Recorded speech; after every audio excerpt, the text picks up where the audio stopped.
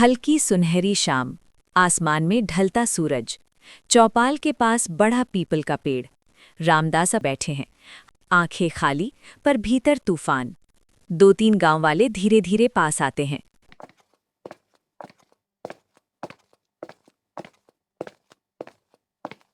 रामदास काका, सोच लिया क्या? सोचने के लिए जिंदगी कम पड़ी बेटा। फैसला तो बहुत पहले कर चुका हूं। फैसला? अकेले आदमी का फैसला कौन मानता है? जमीन बेच दो, उम्र भी हो गई है। रामदास धीरे से सिर उठाते हैं, आंखों में हल्की चमक।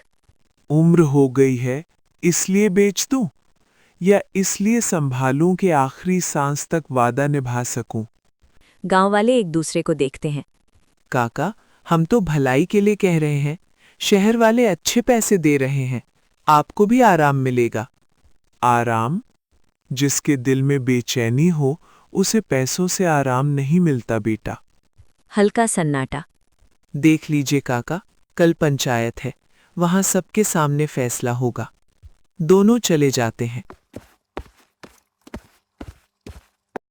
रामदास खा से उठते हैं, धीरे धीरे जमीन के उस टुकड़े की ओर चलते हैं। मिट्टी उठाकर हथेली में भर लेते हैं। रामदास फुसफुसाते हुए, तू ही तो बची है अब, तेरे बिना मैं क्या हूं? पीछे से छोटी गुड़िया दौड़ती हुई आती है, हाथ में लोटा। दादाजी, पानी रख दूं? हाँ बिटिया, रख दे। गुड़िया ध्यान से उनके चेहरे को देखती है। सब लोग आपको परेशान क्यों करते हैं? रामदास कुछ पल चुप। कभी कभी लोग जो चमकता है वही देखते हैं, जो चमकता नहीं उसकी कीमत नहीं समझते। ये जमीन चमकती नहीं है क्या? रामदास हल्का हंसते हैं। नहीं बेटिया, ये तो रोती है। जमीन भी रोती है? हाँ, जब उस पर खेलने वाला बेटा चला जाए ना, तो मिट्टी भी सूनी हो जाती है। गुड़िया चुप, उसके चेहरे पर मासूम समझ। आपके बेटे की याद है इसमें? याद नहीं, सांस है इसमें उसकी। यहीं दौड़ता था, यहीं गिरता था और यहीं खड़े होकर कहता था, बाबा, ये जमीन कभी मत बेचना। तो मत बेचिए ना। रामदास उसकी तरफ देखते हैं, आंखों में प्यार। सब कहते हैं मैं अकेला हूं, पर जब तक तू साथ है मैं अकेला कैसे? गुड़िया मुस्कुराती है। दूर से कुछ और गांव वाले खड़े होकर फुसफुसाते हैं। देखो, अभी भी अड़ा हुआ है, कल पंचायत में झुका देंगे। रामदास उनकी आवाज सुन लेते हैं पर अनसुना कर देते हैं। जेब से एक पुराना मुड़ा हुआ कागज निकालते हैं, उसे देखते हैं, फिर मोड़कर वापस रख लेते हैं। खेल तो अभी शुरू हुआ है, तुम सब सोचते हो मैं हार रहा हूं। दादाजी, अगर वो लोग जमीन ले गए तो? किस्मत का खेल है बिटिया, कभी कभी हार दिखती है पर चाल जीत की होती है। आप डरते नहीं? डर तो तब लगा था जब बेटे की चिता जली थी, अब क्या खोना बाकी है? गुड़िया की आंखें भर आती हैं। मैं आपको छोड़कर नहीं जाऊंगी।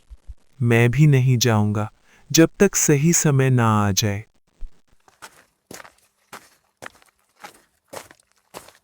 रामदास अकेले खड़े होकर जमीन की ओर आखिरी बार देखते हैं। उनकी आंखों में अब डर नहीं, एक अजीब सा आत्मविश्वास है। कल सबको लगेगा मैं हार गया, पर असली चाल तो मैंने चल दी है। सुबह का समय, गांव की चौपाल लोगों से भरी हुई है। सरपंच, कुछ बुजुर्ग और गांव वाले बैठे हैं। माहौल भारी है। रामदास धीरे धीरे आते हैं। भीड़ में फुसफुसाहट शुरू। लो, आ गए जिद्दी काका, आज तो फैसला होकर रहेगा। रामदास बिना किसी की तरफ देखे एक कोने में खड़े हो जाते हैं, चेहरा शांत, आंखें गहरी। रामदास, तुम्हें मालूम है क्यों बुलाया गया है? हाँ सरपंच जी, आज मेरी जमीन का नहीं, मेरे इरादे का फैसला होना है। सीधी बात करो काका, जमीन बेचोगे या नहीं? नहीं। एक पल के लिए सन्नाटा, फिर शोर उठता है। देखा, यही हट है इनका। अकेले आदमी को इतनी बड़ी जमीन की क्या जरूरत? जरूरत जमीन की नहीं, वादे की है। कौन सा वादा? रामदास जेब में हाथ डालते हैं, पुराना मुड़ा हुआ कागज निकालते हैं। हाथ थोड़े कांप रहे हैं पर आवाज स्थिर। वादा अपने बेटे से कि ये जमीन कभी लालच के हाथ नहीं जाएगी। बेटा अब रहा नहीं काका, जिंदगी आगे बढ़ती है। जिसके बच्चे जिंदा है वही ऐसा कह सकता है। माहौल अचानक भारी हो जाता है। कुछ लोग नजरें झुका लेते हैं। ठीक है, अगर नहीं बेचोगे तो पंचायत फैसला करेगी। गांव के विकास के लिए ये जमीन चाहिए। रामदास धीरे धीरे आगे बढ़ते हैं। भीड़ खुद ब खुद रास्ता देती है। विकास? क्या विकास किसी के वादे को तोड़कर होता है? ये भावुक बातें पंचायत में नहीं चलती। रामदास कागज सरपंच के हाथ में दे देते हैं। तो फिर कागज की भाषा में बात कर लेते हैं। सरपंच कागज खोलते हैं। पढ़ते पढ़ते उनका चेहरा बदलने लगता है। ये क्या है? क्या हुआ सरपंच जी? 2 महीने पहले रामदास ने ये जमीन एक ट्रस्ट के नाम कर दी है, अनाथ बच्चों के आश्रय के लिए। पूरा चौपाल सन्न हो जाता है। मतलब अब ये जमीन उनकी नहीं? कानूनी तौर पर नहीं। तुमने हमें बेवकूफ बनाया। नहीं बेटा, मैंने बस तुम्हें तुम्हारा चेहरा दिखाया है। उसी समय गुड़िया भीड़ चीरते हुए आगे आती है। मैंने कहा था ना, मेरे दादाजी हार नहीं सकते। रामदास उसकी तरफ देखते हैं, आंखों में अपनापन। पर तुमने ऐसा क्यों किया? तुम्हारे पास तो कुछ भी नहीं बचेगा। रामदास धीरे धीरे चारों तरफ देखते हैं। आवाज भर्राई हुई पर मजबूत। जब मेरा बेटा गया था तब समझ आया, इंसान जमीन लेकर नहीं जाता, बस कर्म लेकर जाता है। भीड़ में खामोशी गहरी होती जाती है। तुम सबको जमीन चाहिए थी, मुझे उस पर बच्चों की हंसी सुननी है। अगर मेरा बेटा आज होता तो यही करता। सरपंच भावुक होकर बैठ जाते हैं। रामदास, तुमने पंचायत को नहीं, हम सबको आईना दिखाया है। गांव वाले सिर झुका लेता है। काका, हमें माफ कर दो। रामदास हल्की मुस्कान के साथ सिर हिलाते हैं। माफी मुझे नहीं, अपने लालच को मांगो। रामदास आसमान की तरफ देखते हैं। देख लिया ना, तेरी जमीन अब सच में सुरक्षित है। अब आप खुश हो?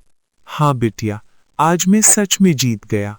अगली सुबह वही जमीन जहां कभी सन्नाटा था, अब वहां छोटे छोटे कम्बे गड़े हैं, दीवार बन रही है।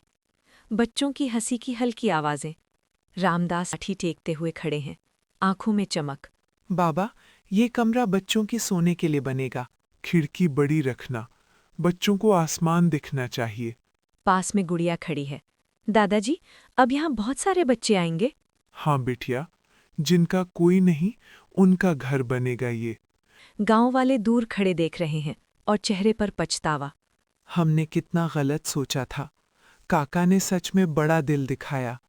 धीरे धीरे गांव के लोग भी मदद करने लगते हैं। एक दिन ट्रस्ट की गाड़ी आती है। उसमें छोटे बच्चे हैं, डरे हुए, सहमे हुए। रामदास आगे बढ़ते हैं। एक छोटा लड़का, करीब 6 साल, उनकी तरफ देखता है। ये हमारा घर है? रामदास बैठ जाते हैं। हाँ बेटा, अब ये तुम्हारा घर है। लड़का धीरे से उनका हाथ पकड़ लेता है। आप कौन हो? रामदास की आंखें भर जाती हैं। मैं तुम्हारा दादा हूँ। बच्चा उनसे लिपट जाता है। पीछे खड़ी गुड़िया मुस्कुराती है। रात, आंगन में बच्चे खेल रहे हैं। कोई हंस रहा है, कोई भाग रहा है। रामदास खाट पर बैठे सब देख रहे हैं। वही गांव वाला धीरे धीरे पास आता है। काका, मैं भी मदद करना चाहता हूँ। क्यों? क्योंकि मुझे भी अपने पाप हल्के करने हैं। रामदास हल्की मुस्कान देते हैं। जब इंसान बदल जाए तो वही सबसे बड़ी जीत है। गांव वाला बच्चों के साथ बैठ जाता है।